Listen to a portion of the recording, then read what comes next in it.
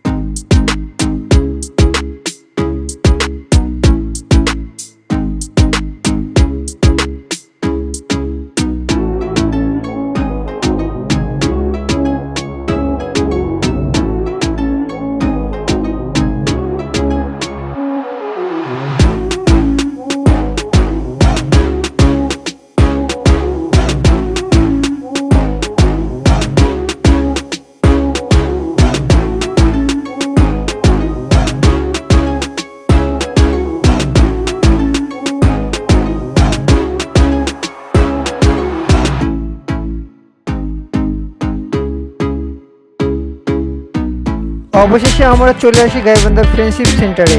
তো এখন হচ্ছিল ভেতরে যাওয়ার পালা। তো চলুন ভেতরে যাওয়া যাক। ভেতরে এসে বড় ভাই বলছে যে ফ্রেন্ডশিপ সেন্টারের আগে উপরে ঘুরবে, নিচে পরে যাবে। তো আর কি, আমরা সবাই মিলে উপরে ঘোরা শুরু করে দিলাম।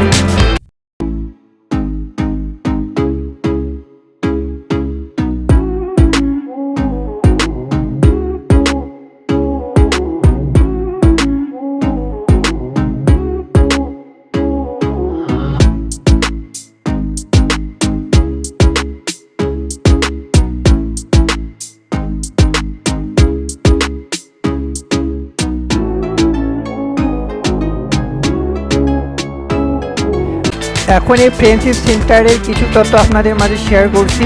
মাটির নিচে কোটি টাকার স্থাপনা করেন গাইবান্ধার কাশেম মাহবুব চৌধুরী। কাশেম মাহবুব চৌধুরী একজন স্থাপত্য শিল্পী।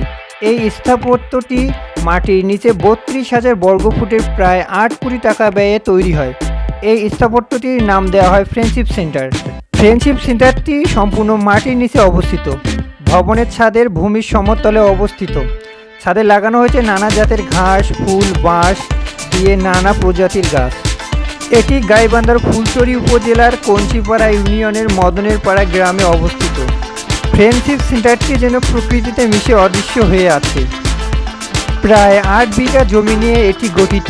এই ভবনের আয়তন 32,000 বর্গফুট। এই ভবনে চলে দাপ্তরিক নানা কর্মকাণ্ড। এখানে আছে প্রশিক্ষণ কেন্দ্র, অভ্যন্তরীণ খেলাধুলা ও থাকা খাওয়ার ব্যবস্থা। ভিতরে সব কিছু অবাক করা ও দৃষ্টিনন্দন। এই অবাক করা ও দৃষ্টিনন্দনের ভিউ বা কেমন দেখতে তা পার্ট 2-এ থাকছে আপনাদের জন্য।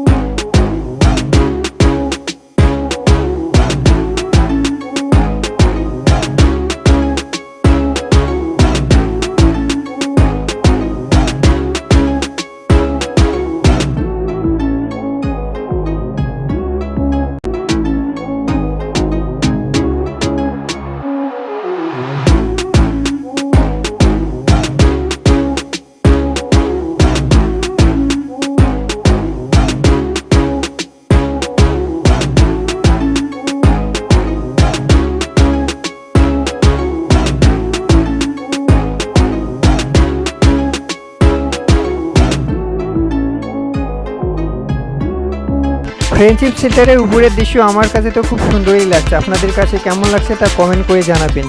ফ্রেন্ডশিপ সেন্টারে মাটির নিচে ব্লগ থাকছে পার্ট 2-তে। ধন্যবাদ সবাইকে। আজকের ব্লগ এই পর্যন্তই।